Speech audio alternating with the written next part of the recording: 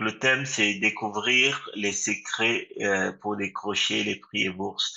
Il y a une troisième dimension que j'avais pas mis dans le titre, mais dont on va parler, c'est la dimension des concours, parce que c'est une troisième chose qui parfois est méconnue. Donc, le timeline, vous l'avez eu dans les courriels. Donc, on vient de terminer le tour de table. Et je vais maintenant vous parler de démystifier les prix et bourses. Ensuite, Émile va parler de où et comment chercher ces prix et bourses. On aura une petite pause de 5 minutes. Ensuite, il y aura une partie 3 sur les techniques pour une candidature réussie. Et ensuite, la partie 4 va aborder la notion de qu'est-ce qui se passe après avoir soumis. On a en général deux choix possibles. Soit ça passe, soit ça ne passe pas. Soit on l'a, soit on l'a pas. Donc, parfois, il y a un troisième scénario qui est liste d'attente, parfois. Et alors, on espère parfois qu'il y ait des personnes qui se désistent. Et puis, il y aura aussi toute la question de la partie 5, ce que la Fondation Inspire peut offrir comme prix et bourse et offre déjà. Et puis, finalement, clôture de l'atelier. Donc, je vais, pendant que je parle, parce que parfois, quand on parle, on ne regarde pas des personnes en salle d'attente. Donc, je vais mettre Grace co-hôte parce que moi et Emile, on sera occupés à parler. Si jamais quelqu'un est en salle d'attente, juste l'admettre parce que parfois on peut oublier. Pas de Alors, problème. merci beaucoup. Donc, l'accueil et tour de table a été fait. Donc, juste pour revenir sur Émile, parce que il est vraiment un exemple pour moi. J'ai eu beaucoup d'étudiants que j'ai supervisés depuis que je suis au Canada et même en France. Et je trouve que son parcours est remarquable, dans notamment sa façon sa curiosité d'aller chercher les prix et bourses. C'est pour ça que je tenais vraiment à ce qu'il soit présent pour cet atelier, pour vous raconter pas ce qu'on trouve dans les livres, pas ce qu'on trouve dans les bibliothèques, mais ce que au quotidien on peut avoir comme expérience. Donc, Émile fait une maîtrise avec moi et comme il l'a mentionné tout à l'heure, il a une longue expérience sur la recherche de bourses, donc 11 bourses depuis moins de 3 ans. Et c'est vraiment un peu ce côté-là qui est important, la curiosité, la motivation, la persévérance. Donc, c'est vraiment important. Pour ceux qui connaissent pas, tout à l'heure je me suis un peu présenté. Ma toute première participation pour un prix de compétition, c'était lorsque j'étais résident. Donc c'était à peu près ce qu'on appelle en France les internes. Ici on parle des résidents sur un projet autour de la douleur chez l'enfant. Il y avait un organisme qui s'appelle Theraplix qui avait fait une présentation, un appel à projet et il fallait designer, il fallait réfléchir, concevoir un projet sur la douleur chez l'enfant. Et j'avais à ce moment-là comme interne soumis un projet d'un guide où les enfants écriraient. Donc c'était d'ailleurs le titre des mots pour les mots. Et c'était pour écrire leurs mots étant hospitalisés. Et on avait reçu une belle somme pour mettre sur pied ce projet. Et ensuite, il y a eu d'autres subventions de recherche ou d'autres prix de voyage. Je vais en parler aussi parce que souvent, on oublie aussi tout ce côté, la prix de voyage. Et là, on vient d'avoir Boris qui a été accepté, qui est en ce moment en Europe pour présenter le congrès, le projet de recherche. Il a eu un prix de voyage parce qu'il remplissait les critères. Il fallait avoir moins de 35 ans, être premier auteur, avoir une conférence acceptée à ce congrès. Donc, c'est important de pouvoir avoir ça.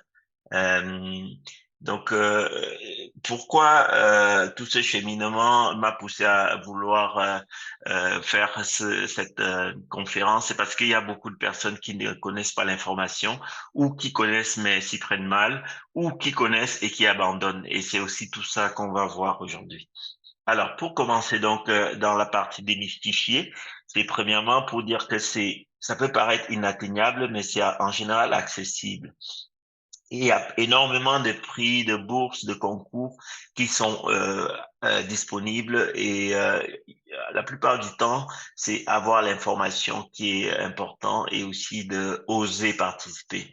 Alors, les prix, bourses, concours peuvent venir d'institutions éducatives, les universités, les cégep, etc. Et ça peut venir d'organisations gouvernementales, des entreprises privées, des fondations ou des ONG qu'on appelle aussi parfois des OBNL. Donc, il y a énormément de structures. Donc ici, vous voyez par exemple quelques organismes des universités, le gouvernement du Canada, les fondations comme Diabète Québec, Crohn Colite. Là, par exemple, il y a un prix pour l'organisme qu'on appelle Crohn Colite qui se termine le 15 juin. Il faut comme critère avoir une maladie de Crohn. C'est vraiment le seul critère. Donc, si on a une maladie de Crohn et que on est, je pense que l'âge aussi, je suis plus sûr, mais je crois que il faut être aux études. Voilà, c'est les deux critères. Donc, l'âge n'est pas un facteur, mais il faut être maladie de Crohn et aux études.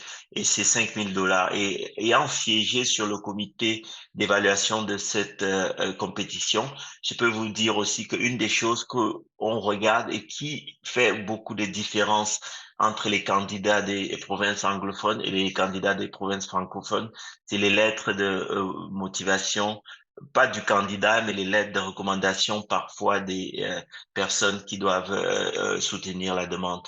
On a tendance dans le milieu francophone à faire des lettres très, très légères et c'est quelque chose sur lequel on pourra revenir dans la discussion. Comment trouver les bonnes lettres de référence. Alors, si on commence par les prix et médailles, donc les prix et médailles, c'est des distinctions honorifiques qui sont attribuées en reconnaissance des réalisations qui ont déjà été faites. Donc, on donne des prix et médailles par rapport à des choses qui ont déjà eu lieu. Alors qu'à l'inverse, pour ce qui est des bourses, on va voir tout à l'heure, c'est pour des choses à venir. Donc, les prix et médailles, c'est souvent des réalisations comme des prix d'excellence. Donc, on peut avoir des réalisations académiques exceptionnelles, hein, quelqu'un qui a tout le temps A+, qui a beaucoup de performances. On peut avoir aussi des réalisations sportives, hein, comme disait tout à l'heure, hein, par rapport à quelque chose qui est aussi académique, mais on sait que le sport apporte des dimensions supplémentaires, l'exemple que Grace mentionnait tout à l'heure. On peut avoir des prix artistiques qui mettent en valeur certains arts, comme la danse, la musique. Je pense que c'est ce que Rita disait. On peut avoir des prix de leadership. De plus en plus, beaucoup d'organismes mettent en avant les prix de leadership parce que c'est quelque chose qui est, je dirais pas à la mode, mais qui est très valorisé, le leadership étudiant. Et c'est une dimension sur laquelle vous pouvez aller chercher quelque chose de très important. Il y a une de nos étudiants du laboratoire avec qui j'étais au congrès à Washington, à Chicago récemment, qui a eu par le biais de son université un prix de leadership parce que elle a mis sur pied une initiative pour des cadeaux de Noël à distribuer aux enfants démunis, etc., etc. Donc, ces prix de leadership, c'est une chose qui est importante. Après, il y a des prix spécifiques comme des prix d'innovation, des prix de recherche, etc. Donc, les bourses, à l'inverse, ce sont des aides. Juste pour revenir en arrière sur les prix et médailles, une chose qui est importante pour vous de savoir aussi que les prix et médailles ne s'accompagnent pas toujours d'une somme financière. Parfois, ça peut être juste un diplôme, parfois, ça peut être un trophée, parfois, ça peut être juste la médaille. Quelquefois, il y a une enveloppe financière associée. Donc, ne soyez pas frustrés s'il n'y a pas d'argent parce que c'est aussi la reconnaissance de votre activité, de votre expérience qui est important et dans le CV, ça pèse aussi lourd. À l'inverse des prix et médailles qui sont donc sur des choses déjà passées, les bourses, c'est pour des choses à venir. Donc, c'est pour vous accompagner dans des activités qui peuvent être des activités liées aux études. Par exemple, vous êtes en train de faire, tout à l'heure, quelqu'un disait au cégep, première année, vous êtes en train de vouloir entrer dans telle université. Donc, ces bourses peuvent vous aider à ça, supporter les frais de scolarité, logement, en partie ou en totalité. On peut avoir des bourses d'études, on peut avoir des bourses de recherche, on peut avoir des bourses sportives pour certains étudiants qui ont envie de faire leurs études en même temps que le sport. Puis après, il peut y avoir des bourses spécifiques sur des domaines très particuliers comme la science, l'art, la musique, etc. Donc, c'est vraiment important d'avoir ces deux nuances entre les prix et bourses. Et puis, finalement, la troisième dimension, c'est les concours où, cette fois-ci, on est souvent, la plupart du temps, dans un cadre hors scolaire, hors universitaire, parce que les concours, c'est souvent quelque chose qui sont dans les dimensions des compétences transversales et des talents et on va s'affronter à d'autres participants qui peuvent être des personnes de même âge ou même des personnes d'autres âges qui vont tout le monde avoir droit au même règlement. Donc, en général, les concours, il y a un règlement, il y a une date limite. Ça peut être des concours d'écriture, des concours d'art oratoire, des concours de dessin, etc. Donc, ici, on va chercher l'excellence, on va chercher les compétences et les talents cachés. Donc, j'ai mis quelques exemples ici dans la diapo suivante. Par exemple, les concours académiques. Donc, évaluer les connaissances et compétences dans les domaines spécifiques. Vous avez entendu parler des concours de mathématiques, par exemple. Donc, ça, c'est un exemple. Des concours artistiques, mettre en avant des talents artistiques, concours sportifs. Ceux qui aiment les échecs, par exemple, ça peut être un exemple de concours. Concours de connaissances générales, quiz, l'écriture, concours de débat, si vous aimez beaucoup l'art oratoire. Donc, c'est important. Donc, les trois catégories sont effectivement des dimensions différentes, mais qui peuvent s'additionner. Quelqu'un peut, dans son parcours, avoir à la fois eu des prix, des bourses et participer et eu les premiers prix de concours X, Y ou Z. Pourquoi c'est important dans votre parcours comme étudiant et futur professionnel?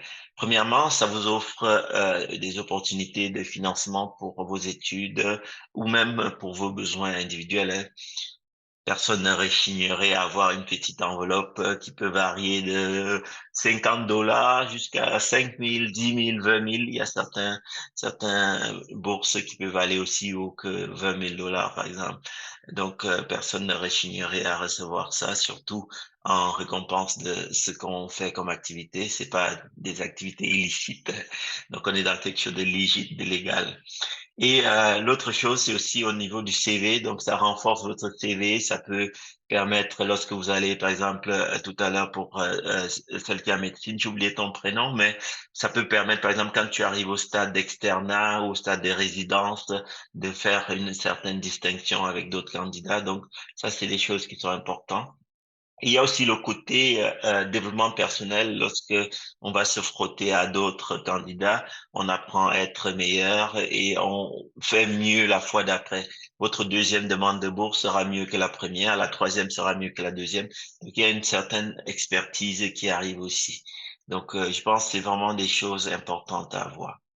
Donc, c'était ça que je voulais vous dire pour cette première partie. Donc, je vais arrêter mon partage et puis regarder s'il y a des questions sur cette première partie pendant que Émile charge son diaporama.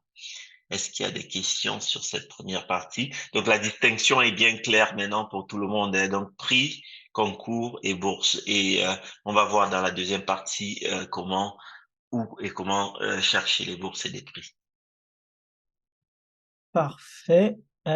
Option de pointeur, pointeur laser, parfait. Donc, voilà. Donc moi, je vais vous parler dans cette section de deux choses qui sont les outils et les ressources pour trouver les bourses et les prix auxquels vous êtes admissible et comprendre les critères d'éligibilité, donc les critères d'admissibilité et les critères de sélection et comment les interpréter. Moi, je commence par une définition d'une bourse qui est utile pour trouver les bourses qui sont applicables à vous. Une bourse, c'est une décision d'un organisme de, euh, de financer des gens. Et donc, cette décision, elle passe par la création d'une enveloppe budgétaire qui comporte une certaine somme d'argent et donc qui peut financer un certain nombre de bourses pour une population cible. Donc, c'est pour s'assurer que la bourse a bien l'impact sur l'impact désiré. Les gens qui peuvent la recevoir sont ciblés. Par exemple, ici, je vous montre une bourse qui va bientôt terminer, qui est la bourse d'accueil Place au premier peuple de l'UDM E23. Donc, je ne sais pas si vous êtes capable, en lisant ce titre, de décoder c'est quelle bourse, ça sert à quoi, qui est admissible. Je sais pas si vous pouvez prendre la parole. Oui, Boris?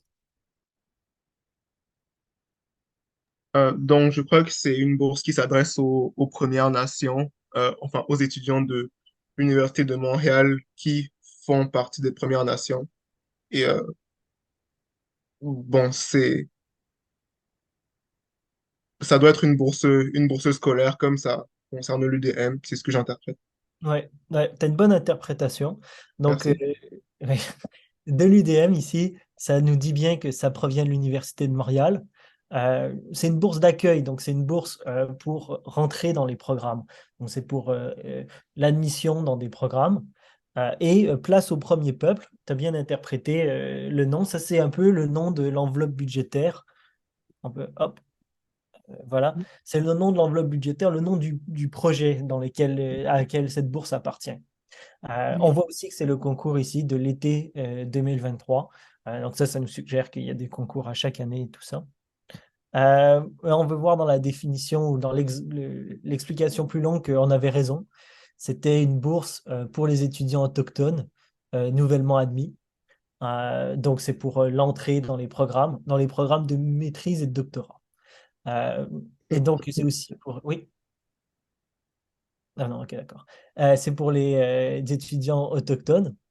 Et donc, on peut voir après dans les critères de sélection que ça reflète l'objectif. Donc, vu que le but est de favoriser l'entrée des étudiants autochtones dans les programmes de maîtrise, les critères sont être membre des Premières Nations, être inscrit, être admis nouvellement dans les programmes de maîtrise ou de doctorat, et puis avoir un projet, avoir une lettre d'appui et avoir un bon dossier académique. Mais en gros, on voit que les critères de sélection aussi apparaissent un peu ici, qui vont être la qualité de la lettre d'appui, la qualité du dossier académique et la qualité du projet de recherche. Donc, si on va un peu plus loin dans ce place au premier peuple, on voit que c'est en fait une enveloppe de 200 000 dollars que l'université a créée pour soutenir la communauté étudiante autochtone.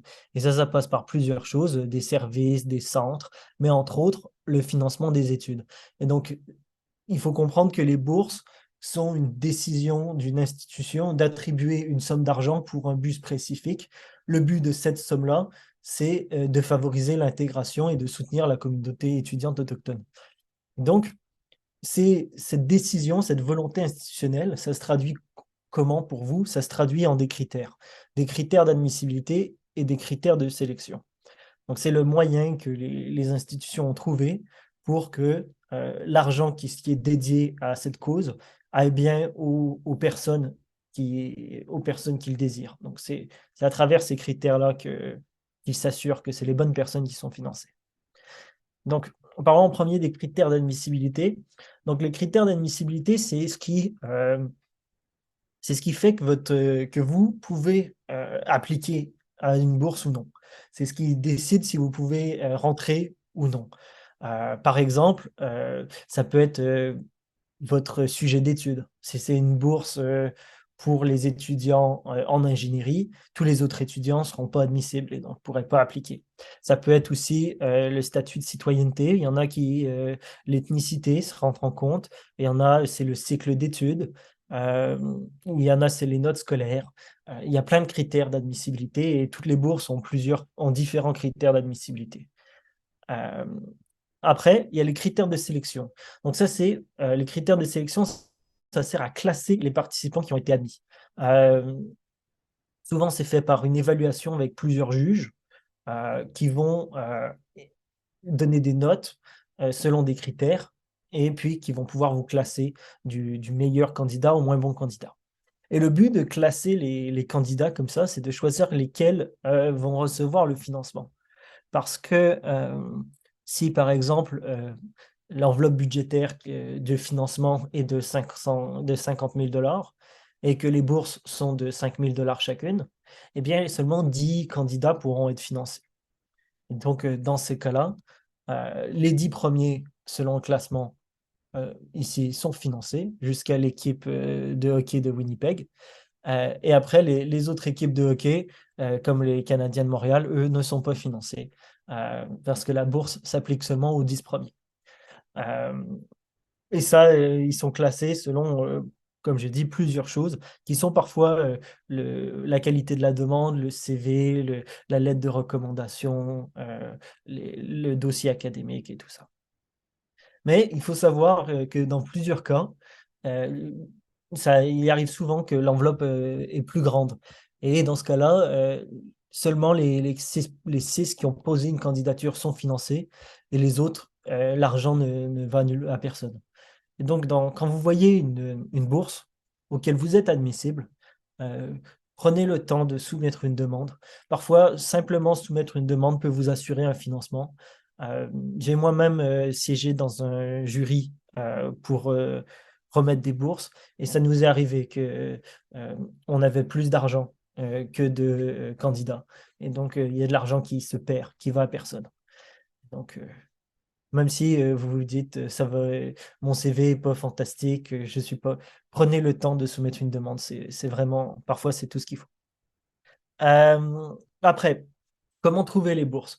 Eh bien, les bourses, ils peuvent venir de plusieurs personnes. À travers votre parcours, vous allez voir que l'administration de l'université ou des directeurs de stage, des professeurs vont vous partager des concours de bourses, vont vous dire que le concours de telle bourse est ouvert, comme la docteure Jean Chou nous parlait du concours pour les étudiants qui ont Crohn ou colitis ulcéreux, ou seulement Crohn, je ne sais plus.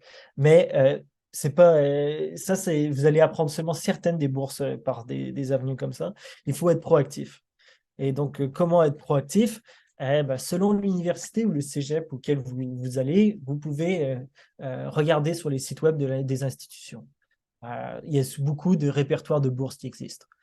Par exemple, là, je vous ai mis les quatre universités francophones du Québec, mais pour les cégeps aussi, il y a des bourses. Donc, je me souviens, il y en avait quelques-uns d'entre vous qui allaient au cégep. Vous pouvez appliquer et rechercher.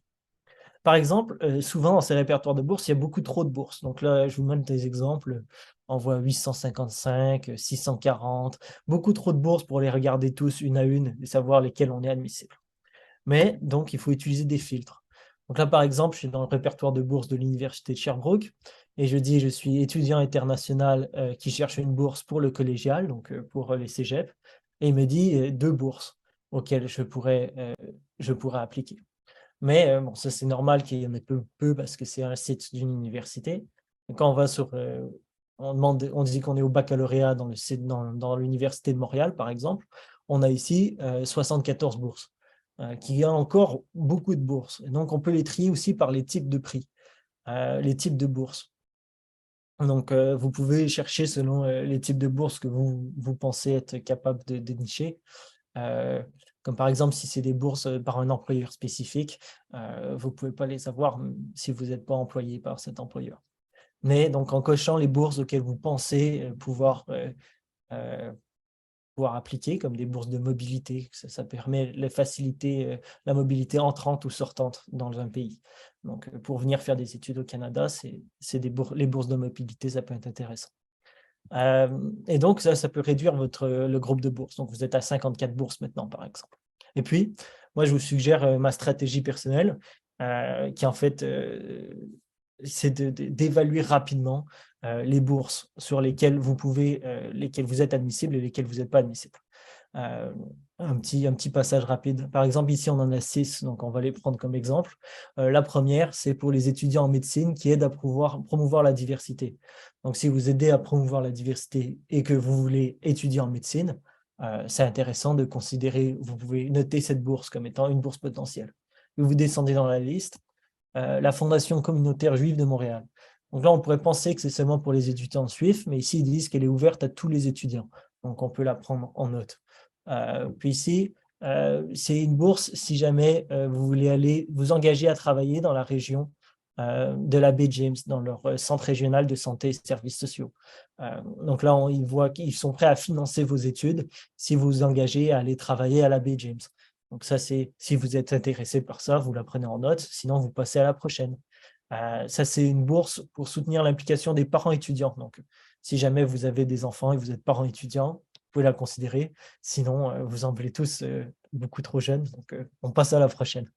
Maintenant, la bourse fondation, donc ça, c'est pour les étudiants résidents des Caraïbes, et plus précisément Haïti ou d'Amérique latine, qui possèdent déjà un diplôme dans leur baccalauréat, un diplôme de baccalauréat dans leur pays d'origine.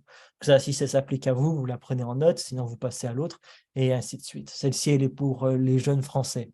Donc, par exemple, euh, une fois que vous avez noté toutes les bourses, par exemple, moi, j'ai la nationalité française, donc peut-être je pourrais prendre la bourse pour les jeunes Français, et ici, peut-être celle pour la communauté juive.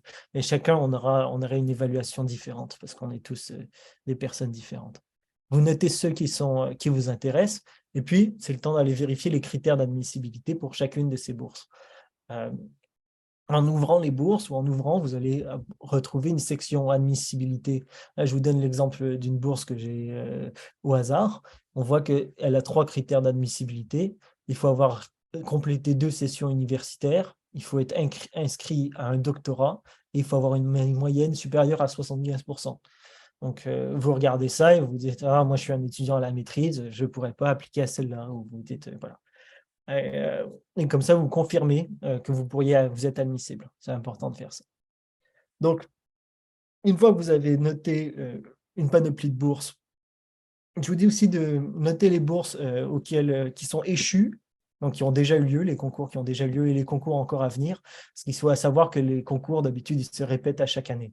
Donc, vous aurez seulement à faire ce travail de tri une seule fois et vous pouvez les appliquer, les noter pour l'an prochain. Après, donc, une fois que vous avez fait ça, notez les dates d'ouverture des concours et les dates limites de remise des demandes pour chacune des bourses. Tenir un fichier Excel ou un Google Sheet où vous avez toutes vos bourses comme ça. Et vous avez donc un certain calendrier, donc un plan. Donc, quelle bourse vous devez appliquer à celle en premier, puis celle-là en deuxième, celle-là en troisième. Et donc, vous pouvez appliquer à vos bourses comme ça. Donc, je pense que ça fait la fin à les ressources et les critères d'admissibilité. Donc, je pense qu'on a une pause de 5 minutes maintenant. C'est ça. Donc, merci beaucoup, Émile. Donc, c'est important d'être organisé et c'est le point sur lequel vraiment on va réinsister parce que c'est un univers où on peut se perdre, se noyer, même s'étouffer. Parce que, comme vous le voyez, il faut penser à l'éligibilité, il faut penser au dossier. On va entrer en détail tout à l'heure sur le dossier, mais la première chose, c'est de pouvoir identifier la bonne endroit parce que on ne peut pas avoir, on peut avoir du temps mis au mauvais endroit alors qu'on aurait pu être éligible au bon endroit. Même par exemple pour une bourse sur lesquelles on arrive trop tard et que finalement on se dit l'année prochaine, il faut noter la date et puis on va y revenir dessus. Donc c'est 2 points importants.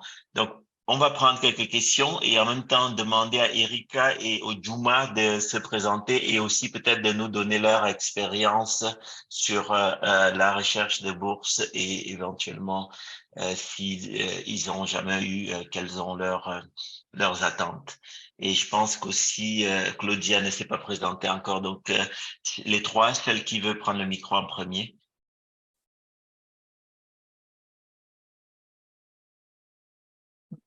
Bonjour, moi c'est Oui, Erika. oui, bonjour Erika. Je suis arrivée un petit peu en retard.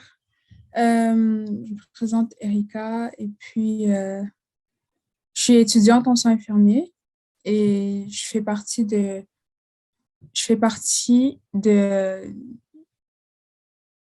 mentorée depuis à peu près un an. Et puis mon expérience avec les bourses, j'ai pas tant fait de demandes en bourse, mais j'ai reçu une bourse en 2018 un programme de leadership que je faisais. Et puis, à la fin de l'activité du programme, j'ai reçu une bourse de Desjardins. Et puis, récemment, il y a peut-être 2 mois ou 3 mois, j'ai fait une demande de bourse encore à Desjardins parce qu'ils avaient ouvert les bourses pendant un mois. Il fallait faire des demandes. Je n'ai pas encore eu de réponse. Et puis, je crois que c'était pour justement les études. Et, euh, et oui, et j'ai fait un prêt et bourse fait une demande de prêt et bourse pour les études. En gros, c'est ça. D'accord, merci beaucoup Erika, bienvenue. Claudia, à toi le micro, je pense que tu avais aussi.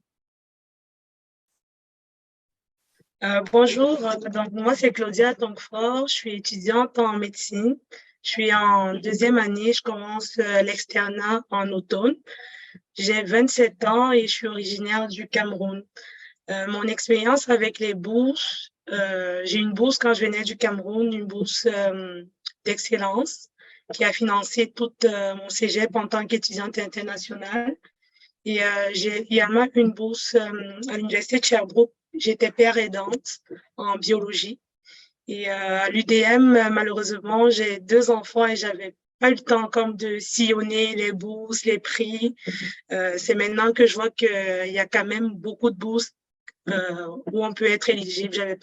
J'avais pas comme eu le temps de regarder, je savais même pas qu'il y en avait. Donc, je trouve que Donc, celle d'Émile dont il parlait, bourse jeunes parents, tu aurais pu être éligible, c'est ça, Émile? probablement, probablement.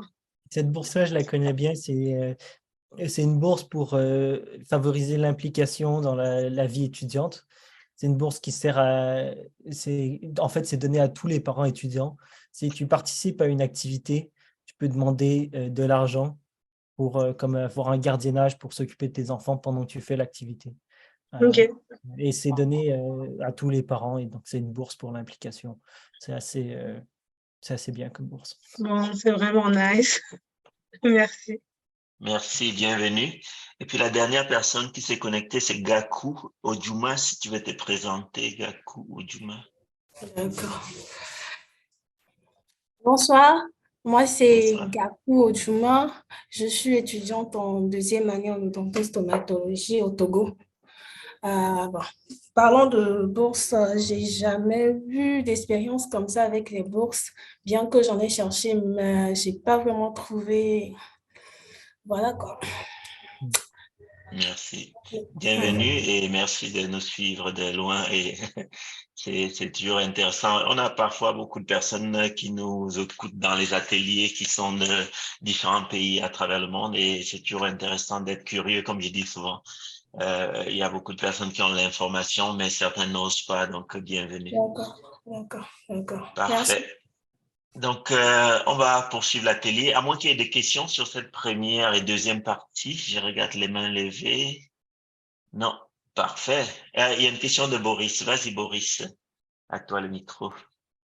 Oui, donc dans l'attente d'une réponse pour des prêts et bourses, est-ce que ça se peut que, dans la recherche, est-ce qu'il se peut que ça prenne du temps avant qu'on en trouve une qui nous corresponde parfaitement? Ou est-ce que c'est quand même assez immédiat? De trouver la bourse, de trouver comme en faisant les recherches. Ouais, exact. Oui. D'habitude, ça ne devrait pas être. Moi, je pense que c'est sûr, ça peut prendre du temps de passer à travers les 50 bourses potentiellement admissibles, mais une fois que vous les avez trouvées, euh, il y a des bourses qui sont ouvertes à tous les étudiants. Souvent, il y a des bourses départementales de ou des bourses facultaires ou des bourses qui sont ouvertes à tous les étudiants du département, tout ça. Donc, vous devriez au moins avoir quelques bourses auxquelles vous pourriez appliquer. Ouais, c'est rare de ne se retrouver avec aucune bourse où on est éligible. C'est vraiment rare. On a toujours la possibilité d'être éligible à au moins une, deux, trois bourses. Le plus gros défi, c'est le temps. On peut tomber, comme disait Émile, sur une bourse qui est passée hier, vraiment hier soir, et on se retrouve. Mais il faut la noter parce que l'année prochaine, si on est chanceux, on est encore éligible parce qu'il y a aussi des critères faut être prêt à entrer à l'université. Mais dès qu'on a mis les pieds dans l'université, on n'est plus éligible. À ce moment, il faut aller chercher autre chose. Donc, d'avoir cette dimension de temps vous permet d'être proactif. Mhm. Maintenant, lorsqu'on a soumis une demande de bourse et finalement qu'on n'est pas choisi, est-ce que c'est quelque chose qui arrive beaucoup de fois avant qu'on soit choisi pour une bourse? Mhm. C'est sûr, ça dépend des bourses, hein, c'est ça, il y a des bourses qui sont beaucoup plus compétitives, comme j'ai dit, où ils vont donner, ça dépend aussi de la taille de l'enveloppe budgétaire de cette année. Parfois, ces choses-là, ça change d'année en année. Donc, ça vaut toujours la peine de se réappliquer à toutes les bourses. Parfois, l'an prochain, ils auront plus d'argent ou il y aura moins de compétiteurs. Et surtout, aussi, à chaque année, votre dossier devient de meilleur en meilleur parce que vous avez de plus en plus d'expérience. Et donc, à chaque année, moi, j'ai une bourse, j'avais appliqué à la deuxième année de mon baccalauréat, je ne l'ai pas eu. À la troisième année, je ne l'ai pas eu. Et à la quatrième année de mon bac, donc j'ai fait mon bac en 4 ans, je l'ai eu. Donc, j'ai appliqué 3 fois cette bourse avant de l'avoir. Ça arrive, il y a certaines bourses qui sont dures à décrocher. Ah, Ouais. d'accord, parfait, merci. Merci, Boris. Il y a une question de Rita qui a levé la main. Oui, c'était pour... Est-ce que vous m'entendez bien? Oui. Oui, très bien. OK. C'était pour savoir, est-ce qu'il est possible que tu vois une bourse et, comme vous avez dit, genre, malheureusement, elle était tombée la journée d'avant, vous l'enregistrez, puis quand tu reviens l'année d'après, les critères sont plus les mêmes. Est-ce que c'est possible? C'est Ouais, possible. C'est possible, mais normalement, la mission reste pareille. C'est la même enveloppe. Donc, l'habitude, les critères peuvent changer, mais pas grandement. Peut-être ils vont avoir changé, comme ils vont s'être rendus compte qu'ils avaient mis leur note d'entrée pour être admissible trop haute, puis ils vont la diminuer ou ils vont bouger un peu, mais leur mission principale, normalement, reste la même. Donc, si vous étiez admissible dans le principe, vous resteriez admissible la plupart du temps. OK. Et j'avais aussi une question par rapport à, vous avez parlé comme assez vite sur les lettres de motivation, Oui. professeur, et tout ce qui est recommandations. Je voulais Mhm. savoir en fait, qui sont les bonnes personnes à qui demander? Est-ce que c'est des profs? Est-ce que c'est des... Genre, à qui demander de faire ces documents-là pour nous? Ouais, c'est une très bonne question. Donc, c'est ça, c'est sûr que c'est une partie assez, la partie compliquée en fait. C'est parce que ça demande de déjà avoir comme de l'expérience, déjà avoir des personnes ressources qui sont neutres et qui vous connaissent professionnellement, quoi. Qui soient prêts à vous écrire aussi, qui soient prêts à écrire pour vous une lettre de recommandation. Donc, une bonne façon pour avoir ces personnes, c'est de s'impliquer dans comme dans un comité à l'université. Souvent, il va y avoir un professeur associé. Là, vous allez pouvoir demander à ce professeur-là d'écrire une lettre qui va témoigner de votre caractère. Mais c'est mieux le meilleur possible, c'est de la meilleure personne possible. C'est quelqu'un qui vous connaît, euh, mais qui peut témoigner de votre caractère en lien avec la bourse. Donc, si c'est une bourse de leadership, quelqu'un qui vous a vu et qui peut témoigner dans sa position que vous avez été un bon leader, comme si, et si c'est une bourse sur le travail en laboratoire, un directeur, dans mon cas, c'est souvent des bourses pour le travail en laboratoire, c'est des directeurs de recherche qui vous ont vu travailler en laboratoire ou un, un démonstrateur qui OK, vous a vu ouais. travailler. Donc, c'est quelqu'un qui peut témoigner de votre expérience et qui est neutre. c'est OK, ça. L'une des merci choses beaucoup. que je vais rajouter à ça, c'est quelles sont les personnes qui ne sont pas les bonnes pour des lettres. C'est déjà les parents, parce que souvent c'est pas accepté même quand il y a des liens familiaux. Les enseignants, surtout quand c'est des enseignants dans des grandes classes qui n'ont pas fait des travaux particuliers avec vous, ça peut ne pas être les meilleurs parce que ils ne sauront pas tirer la meilleure façon de votre compétence au milieu de tous les élèves. Donc, les enseignants peuvent accepter, mais parce que forcément, ils ne veulent pas vous décevoir, mais sans que ce soit eux les meilleurs. Donc, les personnes, comme mentionné Émile, c'est vraiment ceux qui vous connaissent dans le cadre soit d'un travail, soit d'un projet, soit d'un comité ou d'un mentor. Et c'est aussi des choses sur lesquelles vous pouvez commencer dès à présent à faire des démarches pour essayer d'identifier un mentor qui vous accompagne dans votre parcours, parce que le mentor est vraiment celui qui vous connaît un peu de A à Z. Il connaît vos compétences scolaires, il connaît vos compétences sociales, il connaît vos compétences de leadership et il peut à ce moment-là brosser une meilleure lettre, euh, mais c'est quelque chose qui est essentiel. Parfait. Alors, Rita a une deuxième question. Ah non, j'avais fini. Merci beaucoup. Parfait. Merci. Donc, on va continuer et on va entrer maintenant dans les choses concrètes pour comment déposer son dossier. Parfait. Je vais partager ça.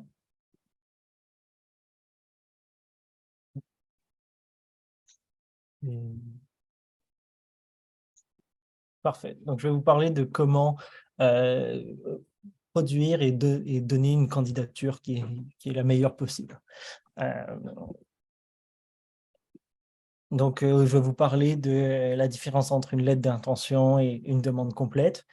Je vais vous parler de comment rédiger un CV. Je vais vous parler de comment faire une lettre de motivation qui est efficace. Je vais vous parler des pièces d'un dossier qui sont souvent présentes, demandées. Je vais vous parler des astuces pour se démarquer des autres candidats. Je vais vous parler de comment soumettre sa candidature et de rétro-planning. Donc, souvent, vous pouvez penser que tout ce qu'il faut, c'est demander la bourse avec une lettre, mais souvent, une bourse, ça demande un dossier qui est plus complet, qui est plus gros. Et donc, c'est la première chose quand vous avez identifié une bourse auquel vous seriez admissible, c'est de faire un survol de tout ce qui est demandé. Certaines demandes de bourse peuvent être faites en 1 heure, en une journée, rapidement, alors que d'autres sont le travail d'une semaine, de 2 semaines de correction et de rédaction de texte. Donc, c'est très important de tout de suite, dès le début, évaluer le travail qui est demandé. Et ça, c'est aussi donc évaluer les textes qui sont demandés, mais aussi les pièces. On va en parler plus tard. Parfois, ils vous demandent des relevés de notes officiels qui doivent venir par la poste et des choses comme ça. Alors, une autre chose qui est importante, c'est d'évaluer, de se rappeler quel était l'objectif de cette bourse. Donc, c'était quoi l'objectif de l'institution qui a donné cette bourse. Parce que ça va vous permettre d'orienter votre rédaction. Parce que vous voulez écrire un texte, vous voulez présenter une demande qui dit que vous êtes le meilleur choix pour l'objectif de la bourse, pour l'objectif de l'institution. Donc, c'est important de se souvenir c'est quoi l'objectif. Puis, ça peut être intéressant de relire si parfois les critères de sélection sont connus et vous sont partagés, c'est un peu important de les lire.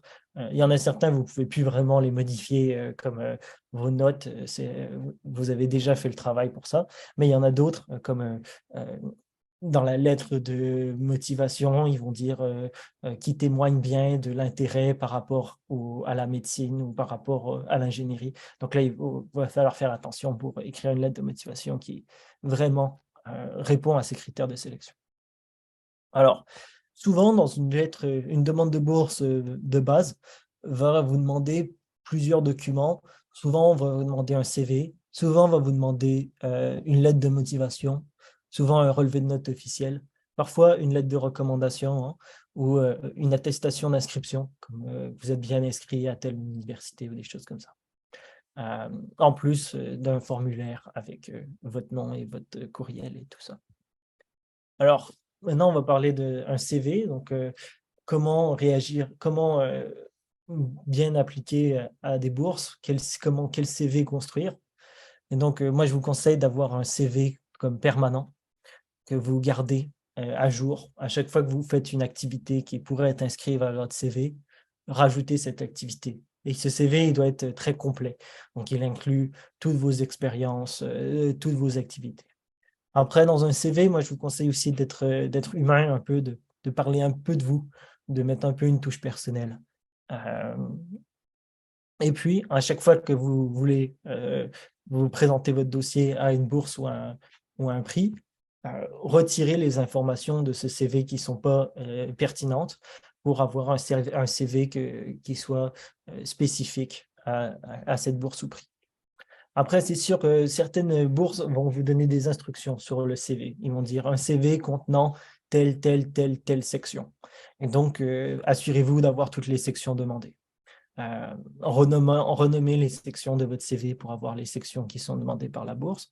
Et puis, finalement, gardez une structure aérée.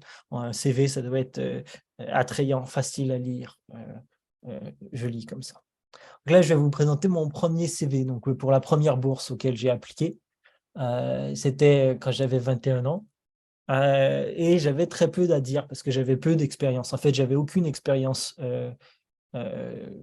pertinente et j'avais fait aucune formation complémentaire vraiment pertinente, mais j'ai quand même mis ce que j'avais. J'avais quasiment aucun prix non plus. Donc, ce que j'ai fait beaucoup, c'est que j'ai parlé de moi. Parce qu'un truc important, c'est de jamais laisser une page à moitié vide. Hein. Un CV, c'est soit une page, soit 2 pages, soit 3 pages, de préférence 2, mais dans mon cas, ça aurait été impossible, j'avais trop peu à dire. Donc, j'ai fait de mon mieux pour remplir la page.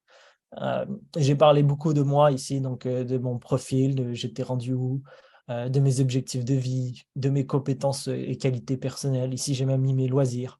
Donc, vraiment, j'ai pris le plus de place possible.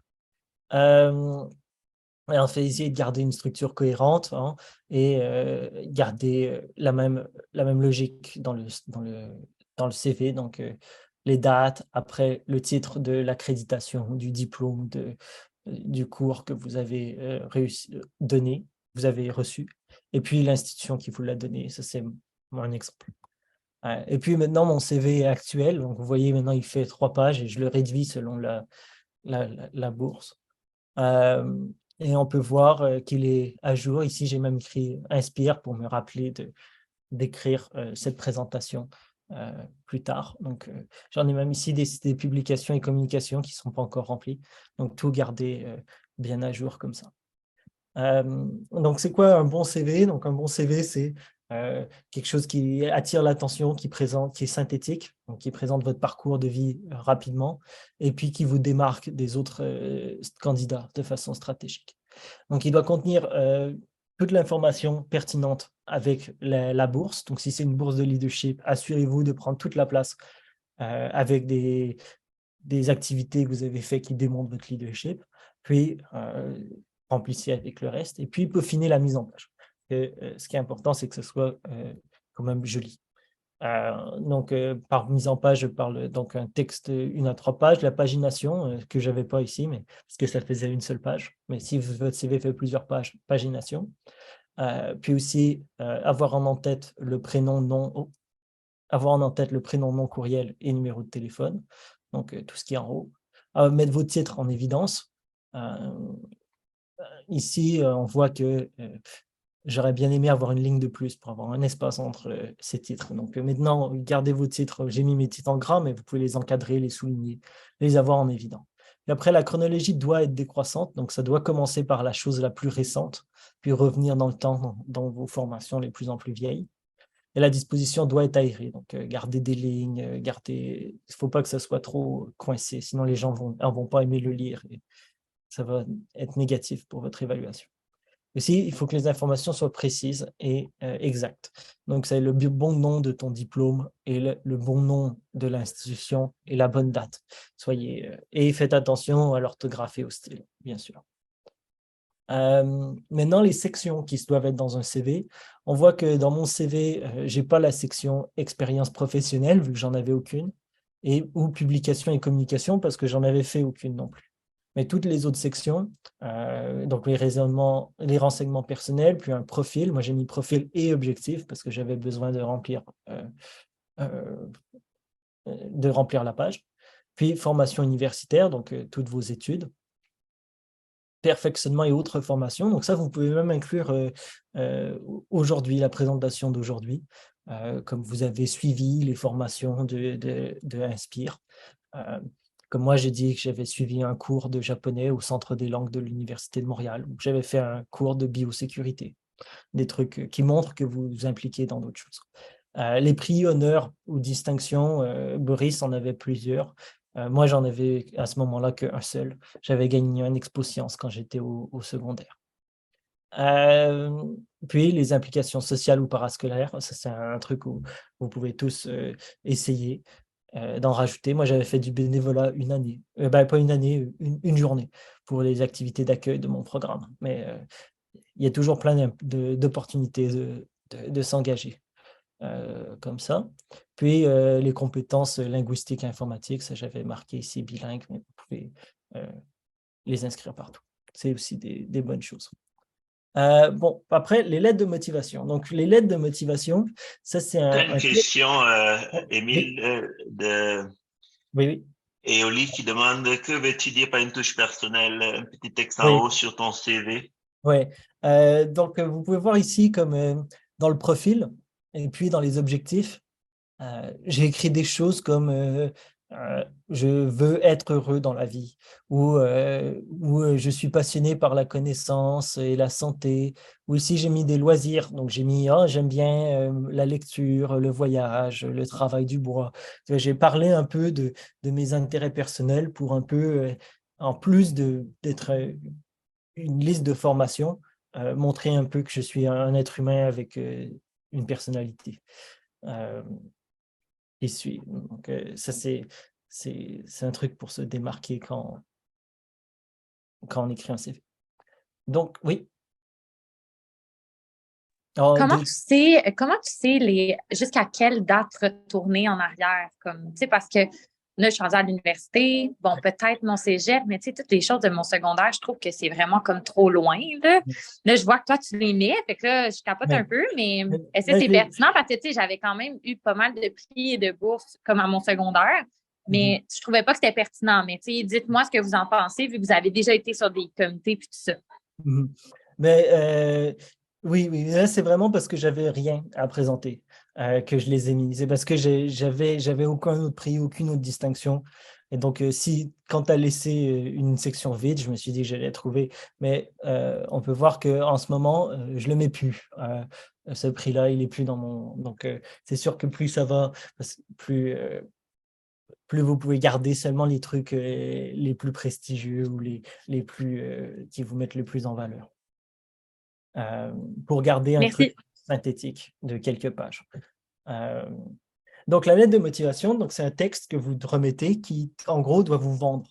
Il doit dire je suis la meilleure personne pour ce travail, pour cette bourse, pour accomplir votre objectif, et qui doit démontrer à quel point vous méritez de recevoir, vous êtes le candidat d'excellence. Et donc, moi, je garde une structure. En fait, c'est une structure qui m'avait été recommandée et qui a bien marché pour moi, en 3 paragraphes, qui est un paragraphe moi, un paragraphe vous, un paragraphe nous. Donc, le paragraphe moi parle de vos expériences et comment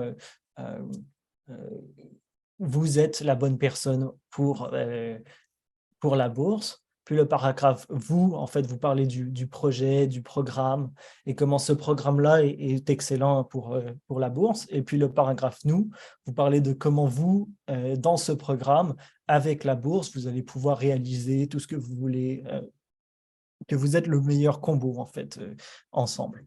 Je vais vous donner des exemples j'ai 2 lettres de motivation que j'ai écrites, je vais pouvoir vous présenter.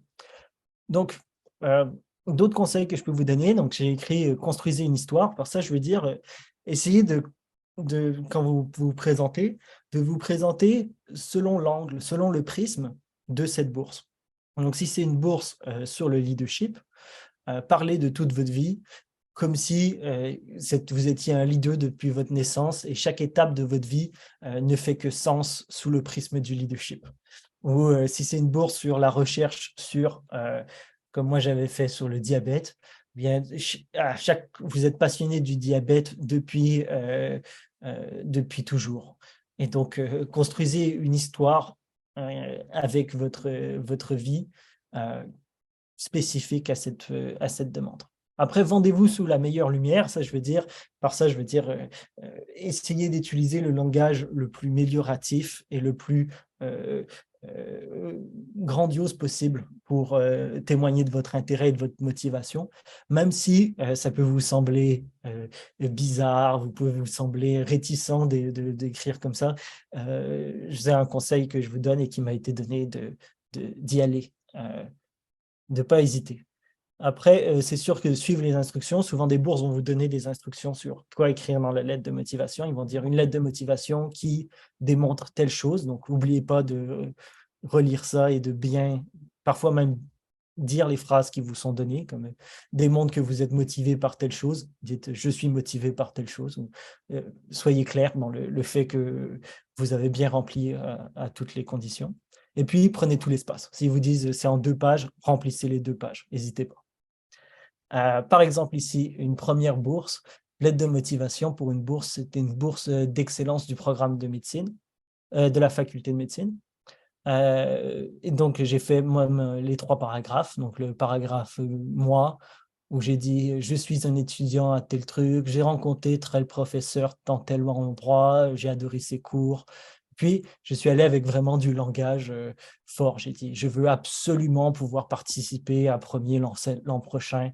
Et j'ai fini ici par une phrase, je suis heureux d'appartenir à une faculté qui a fondé un programme d'excellence qui permet aux apprentis chercheurs de mettre pied à l'étrier.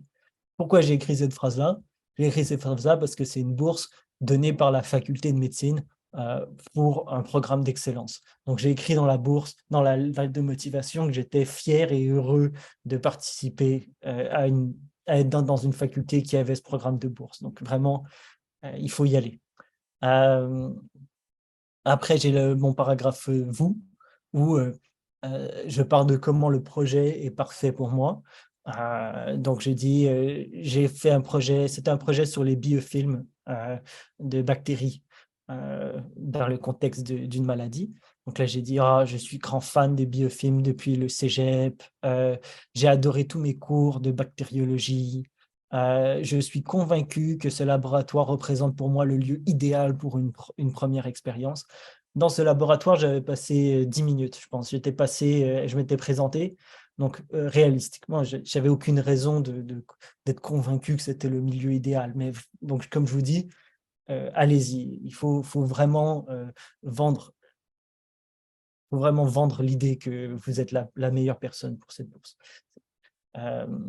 Après, le paragraphe « nous », c'est un paragraphe comme par exemple ici, j'écris la bourse premier me permettrait d'effectuer un stage en recherche. J'envisage ce stage comme une étape clé de mon cheminement. Donc, c'est vraiment montrer comment vous, dans ce laboratoire, grâce à cette bourse, ça serait fantastique. Donc, comment c'est important pour vous de réaliser ce stage. Donc là, je vous ai présenté un. Là, c'est une autre lettre de motivation où j'ai gardé sensiblement la même structure. Donc, le paragraphe « moi », paragraphe « vous », paragraphe « nous ». Puis, j'avais de l'espace à remplir pour prendre tout l'espace. Donc, j'ai relu les instructions et j'ai essayé de vendre mon intérêt dans un dernier paragraphe supplémentaire. Donc, vous voyez, j'ai comme un peu gardé la même structure. Je commence même avec la même phrase. « Je suis actuellement inscrit, blablabla. » Et en gros, je parle de mes centres d'intérêt, mes expériences et ce qui me passionne. Donc, je dis aussi que tout est en cohérence avec ce cheminement. Je dépose une demande sur le diabète de type 1. Donc, ça, c'était une bourse pour la Fondation Diabète Québec.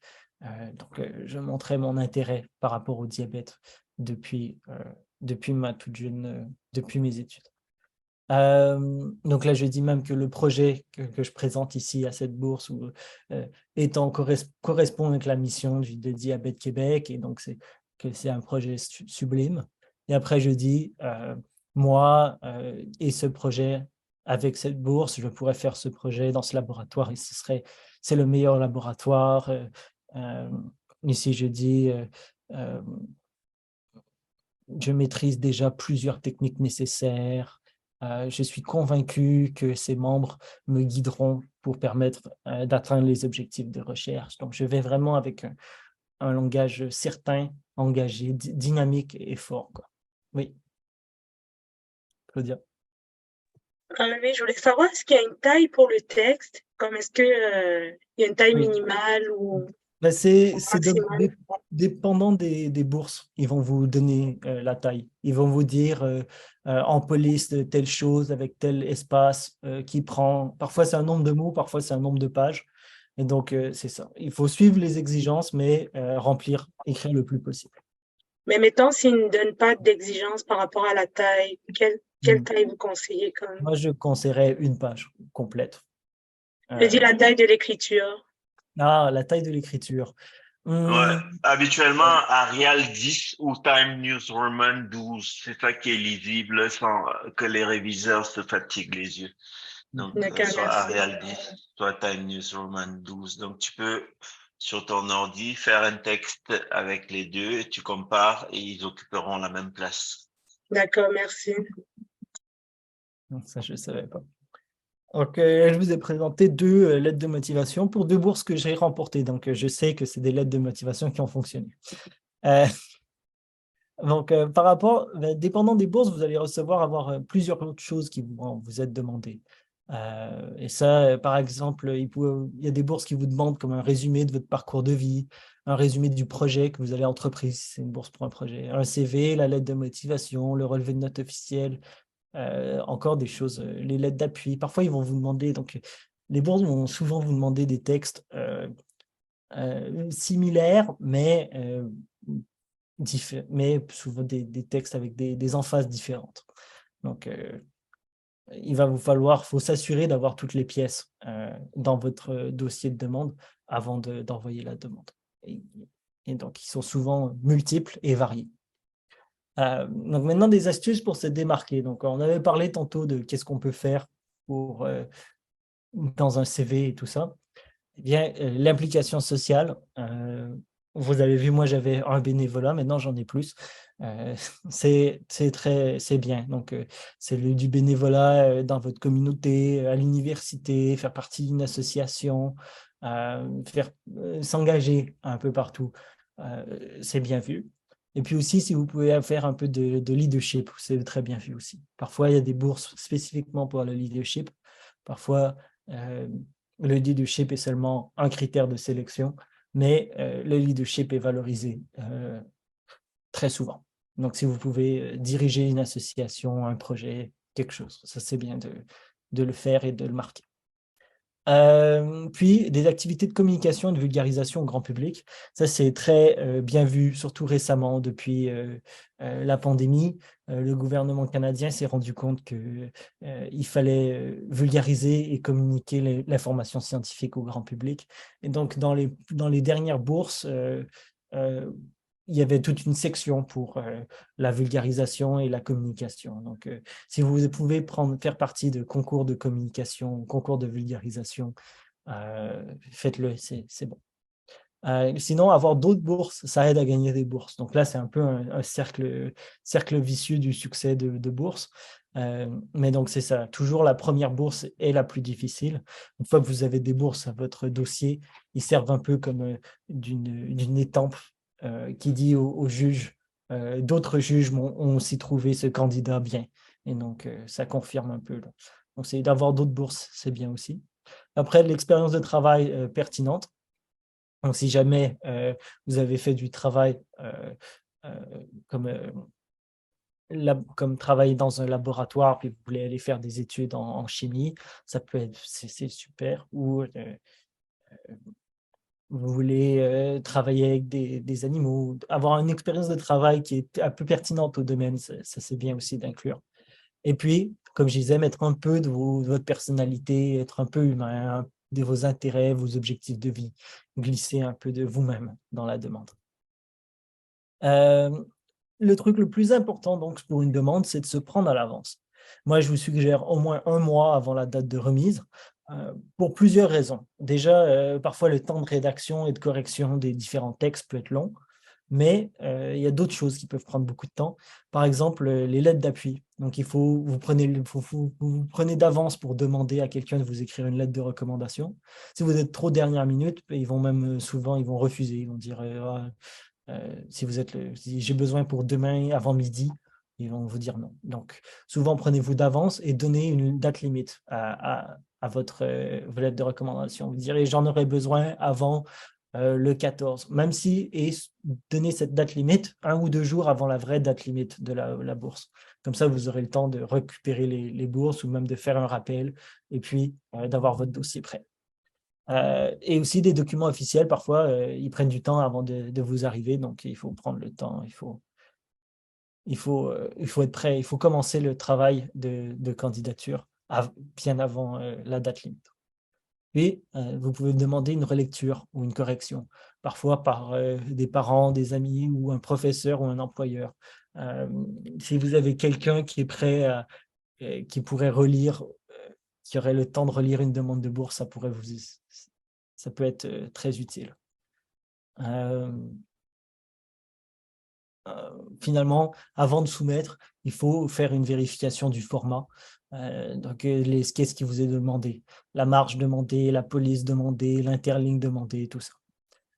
Est-ce qu'ils vous ont demandé un document PDF, un document Word? Souvent, les noms des documents sont demandés. Ils vont vous demander d'écrire le nom, tiré par en bas, tel ensemble de lettres. Donc, il faut bien vérifier tout ça. Sinon, ça peut influencer négativement votre demande de bourse. Et puis, il faut corriger l'orthographe avant de soumettre. Faites une dernière vérification tout le temps. Maintenant, qu'est-ce qui arrive si jamais il vous manque un de vos documents? S'il y a quelque chose qui se passe mal, toute votre demande est prête, mais il vous manque un des documents, envoyez quand même votre demande et contactez l'organisme de financement en expliquant la situation. Parfois, ils vont être généreux, ils vont dire envoyez-nous donc un relevé de notes non officiel, puis envoyez-nous le officiel quand il va arriver, puis ça va être correct.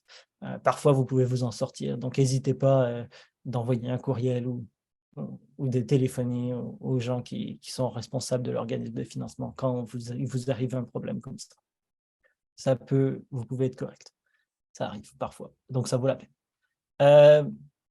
Une fois que votre candidature est soumise, assurez-vous qu'elle a bien été reçue. Donc, l'accusé de réception, gardez-le, prenez-le en photo. Les messages de confirmation, quand c'est des formulaires, prenez-le en photo, tout ça. Il faut conserver toutes ces traces.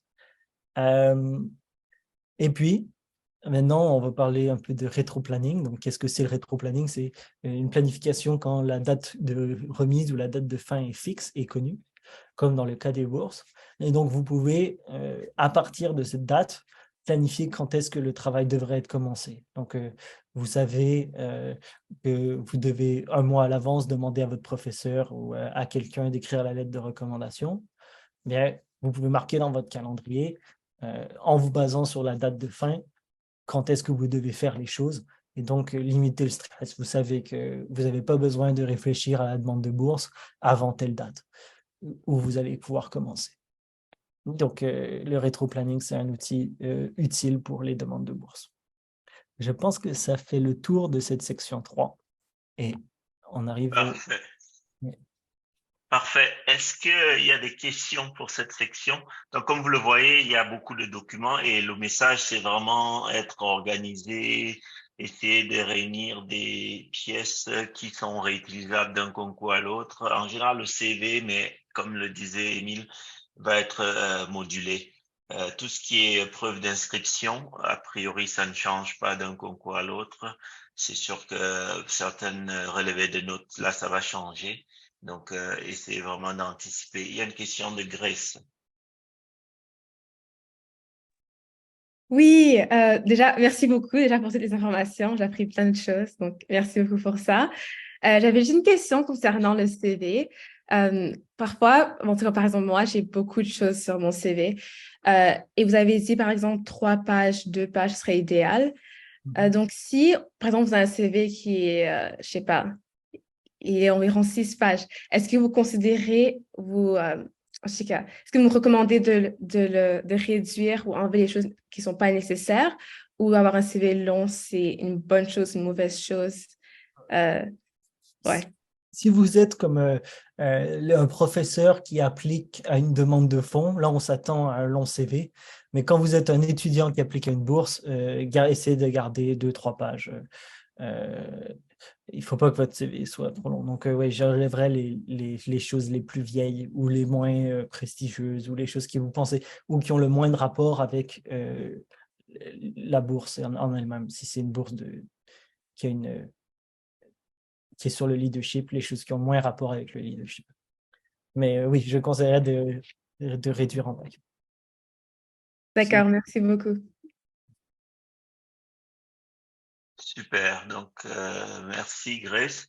Donc, on va poursuivre avec la partie 4. Donc, c'est important d'avoir tout ce qui a été dit précédemment en tête, mais aussi d'anticiper sur l'étape d'après pour pas tomber des nues. Donc, on va voir les 2 scénarios possibles. Oui. Donc, on va parler de les étapes qui arrivent suite à une candidature acceptée, puis les étapes de sélection ultérieures qui existent parfois, de comment gérer les prix et les bourses qu'on reçoit, comment gérer le processus de sélection, selon si votre candidature est acceptée ou si elle est refusée, comment gérer le stress associé, et puis on va regarder une demande de bourse, un exemple concret. Donc, c'est ça. Donc, la première chose que vous devez faire, une fois que vous avez soumis votre demande de bourse, c'est rechercher et trouver la date de publication des résultats des concours. Souvent, ces dates-là, ils sont connus et ils sont souvent plusieurs mois après l'appel aux candidatures. Donc, souvent, vous allez devoir attendre parfois 4, 5, 6 mois avant d'avoir une réponse. Donc, ce temps de délibération, vous pouvez simplement noter que, oui. En fait, je voulais pas t'arrêter, là. Fait que si tu avais quelque chose à dire, vas-y. Vous pouvez noter dans votre calendrier quand est-ce que les résultats devraient sortir, dans quel. C'est souvent, ils n'ont pas une date fixe, mais ils ont une partie d'un mois. Ils vont dire que ça va sortir début mai.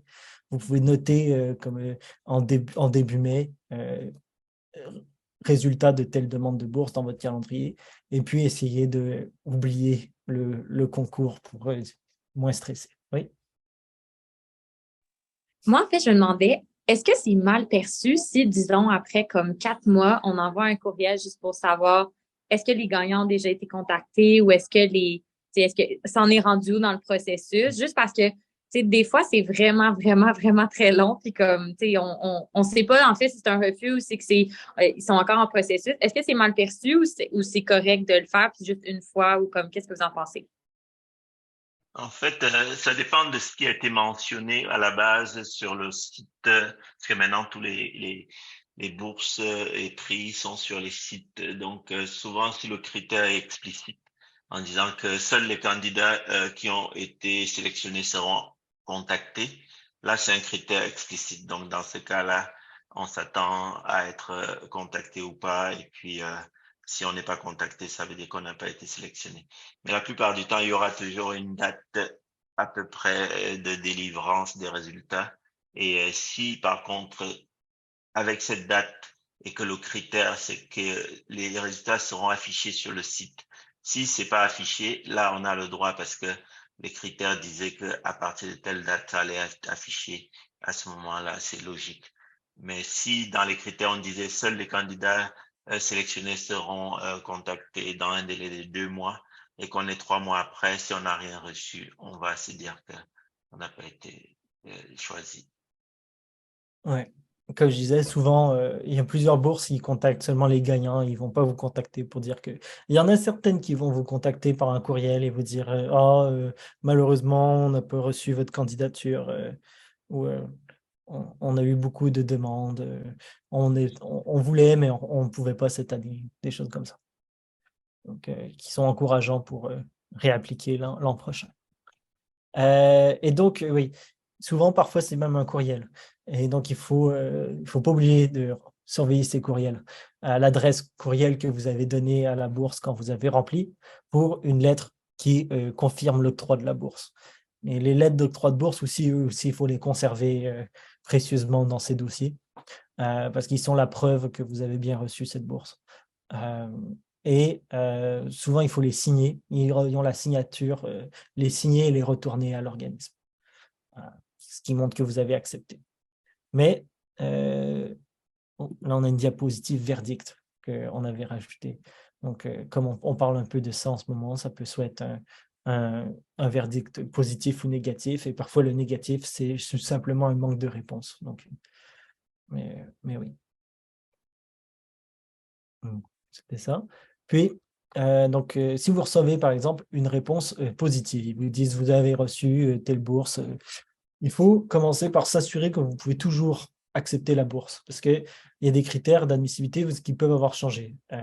Par exemple, il y a des bourses que vous ne pouvez pas cumuler et admettons, vous avez déjà gagné une autre bourse en attendant, là, il va vous falloir refuser cette bourse. Ou plusieurs choses peuvent avoir changé, donc assurez-vous de pouvoir accepter la bourse avant de l'accepter. Puis, vous remplissez le document pour le versement de la bourse.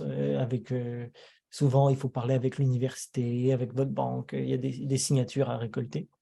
Et puis, vous pouvez donc après ajouter la bourse à votre CV. Important de savoir qu'une bourse que vous refusez aussi, vous devez, pas vous devez, mais je vous conseille fortement de l'ajouter à votre CV.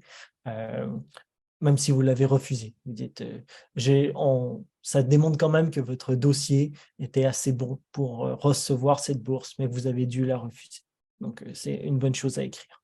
Et puis, partagez la bonne nouvelle avec votre famille et vos amis et célébrez votre succès parce que la bourse, ça vient avec l'expectation, l'attente d'un travail, et donc il va vous falloir travailler après pour mériter la bourse. Mais donc, dans cette journée-là, à ce moment-là, vous pouvez célébrer. C'est important de prendre plaisir.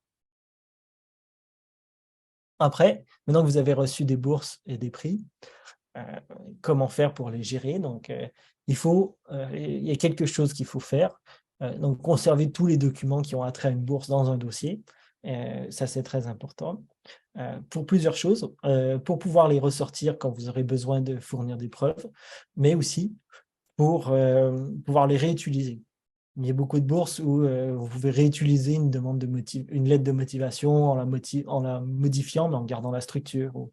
Ils vont vous demander, vous allez retomber sur une autre bourse qui demande une lettre de présentation de votre parcours de vie. Là, vous pouvez réutiliser une bonne partie de votre parcours de vie. Ou vous allez présenter à la même bourse l'an prochain. Donc, assurez-vous de garder tous les textes que vous avez rédigés dans des documents Word sur votre ordinateur pour chaque bourse. Ça va vous faciliter le travail dans le futur. Puis, vérifiez si vous pouvez cumuler les prix. Donc ça, c'est, comme je vous ai dit, si vous n'êtes pas sûr, envoyez des courriels aux organismes qui donnent les bourses, ils vont vous répondre. Et puis, assurez-vous de bien connaître les périodes couvertes par les bourses. Donc, il y a des bourses qui vont vous financer pendant 1 mois ou pendant 3 mois ou pendant une session, une année. Et donc, vous pouvez souvent des bourses qui vous disent que vous ne pouvez pas les cumuler.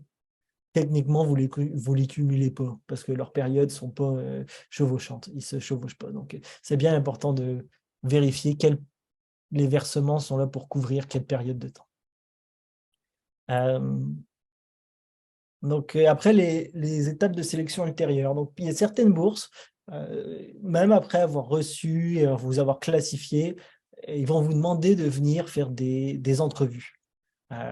Des entrevues, par exemple, j'ai rempli une bourse où le gagnant, il y avait plusieurs gagnants, mais il y en avait un qui recevait plus d'argent que les autres, et celui-là était sélectionné par des entrevues avec un groupe de juges. Donc parfois ça existe, donc il faut savoir. Et il y a aussi parfois des présélections, donc une présélection de l'université, puis après les dossiers présélectionnés sont envoyés au gouvernement qui fait une autre sélection. Ça aussi, ça existe. Bon, après, certaines bourses vont avoir des exigences associées avec le versement. Donc, ce n'est pas seulement de l'argent qu'ils vous donnent, c'est de l'argent, mais ça vient avec quelques fils attachés. Donc, parfois, il faut rédiger une lettre de remerciement j'ai déjà eu ça, c'était une bourse qui était financée par un effort philanthropique d'une personne. Donc, les récipiendaires de la bourse devaient écrire une lettre de remerciement pour remercier le philanthrope. Parfois aussi, il faut rédiger un rapport de ce que vous avez fait, de ce que vous avez appris à la fin de la période couverte par la bourse. Parfois, il faut faire une présentation à la fin de ce que vous avez appris, de vos recherches, de vos trucs comme ça. Donc, parfois, ça vient avec d'autres opportunités. Une présentation, vous pouvez l'écrire sur votre CV, donc ça vient avec un petit plus aussi. Finalement, gérer le stress, c'est le même conseil que tantôt. Donc, c'est le truc le plus important, c'est de planifier, de se prendre d'avance pour les demandes de bourse et de planifier le temps. Une fois que vous avez envoyé votre candidature, passez à autre chose. Essayez de passer à une autre demande de bourse ou un autre projet. Et oubliez un peu cette candidature qui est incertaine, parce que c'est ça les bourses. C'est une longue période d'incertitude quant à votre financement. Je ne sais pas si, Dr. Jean-Chou, vous avez d'autres conseils pour la gestion du stress. Non, je pense qu'une des choses qui est importante, c'est partir sur le concept que on a beau faire tout ce qu'on veut, il n'y aura jamais de bourse pour tout le monde. Donc, dès l'instant où on part sur ce concept, surtout les bourses compétitives, si on prend l'exemple de la bourse Premier, j'ai une diapo sur ça tout à l'heure, je vais en parler. Il y a énormément de dossiers, mais il y a très peu de candidats parce que souvent c'est une adéquation entre le candidat et le chercheur qui aussi a ses priorités, qui souvent va favoriser les étudiants qu'il connaît. Donc, on peut avoir un très bon dossier, être excellent, mais il n'y a pas une adéquation avec le programme. Et dans ce cas-là, relativiser les choses. C'est vrai. C'est vrai que souvent, quand on est au baccalauréat ou quand on est au cégep et on présente une demande de bourse qui a un projet, le projet lui-même est rédigé par le chercheur et donc il y a une partie qui ne dépend pas en fait de vous, qui dépend de la lettre de recommandation du chercheur et du projet du chercheur. Et donc, c'est parfois, ça relève peu de vous en fait. Si vous êtes Vous pouvez avoir le meilleur dossier, mais c'est 20% de sélection, c'était pas faux. Donc c'est vrai. Maintenant, que faire en cas de refus? Donc ça, c'est recommencer à la prochaine ouverture du concours si on est toujours éligible. Parce que comme j'ai dit, votre dossier devient de meilleur en meilleur à chaque année. Et donc, vous allez avoir le temps, vous avoir eu fait d'autres présentations, donc, aussi, une autre chose, c'est les candidatures changent à chaque année. Il peut y avoir moins de gens une année, plus de gens une autre année. Et donc, c'est important parce qu'on a réussi une année, de ne pas abandonner. Comme j'ai dit, j'ai une bourse où je l'ai eu une fois, mais j'ai présenté ma candidature 2 fois avant de l'avoir. Donc, aussi, certaines bourses vont vous donner des commentaires. Les juges vont avoir rédigé des commentaires. Donc, ça, c'est super de les lire. Ça vous permet de savoir quel aspect de votre demande ou de votre profil ils pensent qu'il faudrait améliorer. Donc, sur quoi vous concentrer l'an prochain.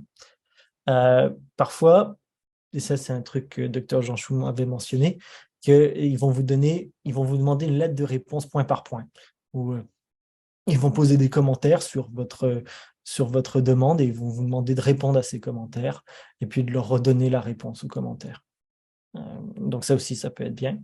Puis, le plus important, c'est de ne pas désespérer et d'être résilient, donc de savoir qu'on applique à plein de bourses et il y en a plusieurs auxquelles on va être refusé. Et que de recommencer l'an prochain quand même. Donc ça, c'est un point important. Maintenant, je vous donne un exemple concret d'une bourse auquel j'ai appliqué le mois dernier. Et la bourse d'excellence des études supérieures et postdoctorales, je pense. Et donc, c'est une bourse, on voit qu'en bas ici, c'est un formulaire de 14 pages. Mais surtout, c'est une lettre de recommandation de la part du docteur Jean Chou qui m'a fait. Donc ça, c'est toujours, c'est très bien, merci beaucoup. Et un relevé de notes officiel, un plan d'études globales qui est un document qui est fourni par les études supérieures, donc c'était pas vraiment un travail de ma part, mais un texte de présentation aussi qui me présentait moi en tant que personne et moi, ma vie et tout ça, et un texte sur les activités académiques que j'avais remplies. Donc, il y avait aussi une section pour noter les bourses que vous avez reçues. Donc, vous voyez ici, il ne demande pas de CV, mais il vous demande d'une certaine façon, ni de lettre de motivation, mais d'une certaine façon, il vous demande d'écrire des textes qui représentent ces choses. Donc, dans le texte de présentation, c'est un peu un texte de motivation. Donc, ça parle de toi en tant que personne et pourquoi je suis motivé et comment je remplis les critères du concours d'excellence, le concours des bourses d'excellence. Et puis, les textes sur les activités académiques, ben là, vous pouvez parler de vos trucs parascolaires que vous avez fait, les bénévolats et tout ça. Puis la partie sur les prêts. Donc, tout ce qui était dans le CV et dans la lettre de motivation se retrouve ici. Donc, ça a toujours un peu les mêmes informations. Parfait. Maintenant, on passe à la partie 5. Parfait. Donc, je vais prendre le partage d'écran. Donc, merci. Est-ce qu'il y a des questions pour Émile avant de passer à la partie 5?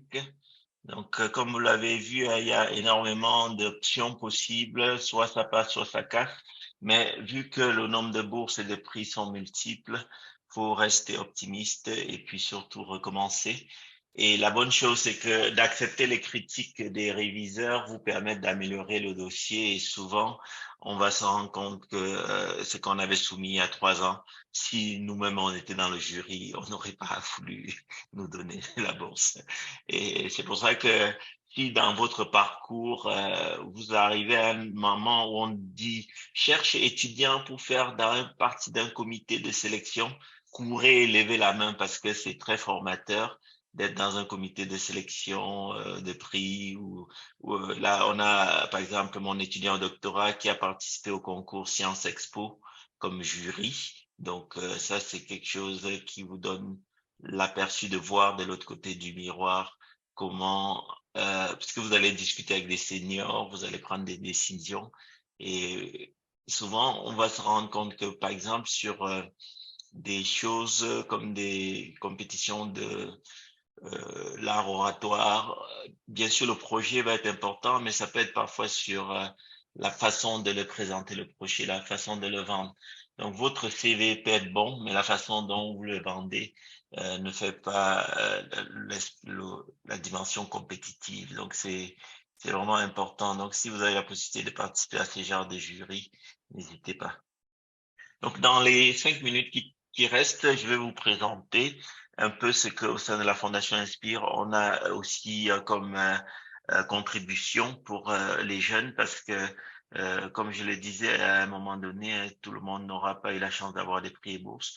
Pourtant, vous faites beaucoup d'activités et depuis qu'on a mis sur pied la Fondation Inspire, on avait cette dimension d'encourager les jeunes. Il y a plusieurs volets qu'on fait. Donc, il y a tout ce qui concerne les concours dans différentes dimensions, art oratoire, écriture, dessin, poésie, et tout ça, c'est des initiatives qui vous permettent de vous challenger et vous donner aussi la possibilité de remporter des petits prix. C'est pas des gros montants, mais ça fait toujours une ligne dans le CV.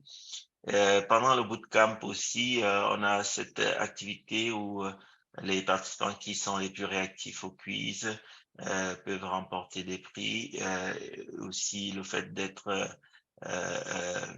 répondre au quiz, bien sûr, mais le fait d'être actif, parce que c'est deux choses différentes. On peut assister à un événement et être discret, passif, mais on peut assister à un événement, être actif, poser des questions, prendre la parole, etc. Donc tout ça, c'est des choses que vous pouvez aussi développer dans d'autres environnements et au sein de la Fondation Inspire. Dans les bootcamps, on attribue certains prix pour ça. Et puis, il y a le prix Excellence annuelle qui s'appelle le prix Jean Bacop du nom de mon père, qui a, depuis qu'on est enfant, beaucoup misé sur l'éducation.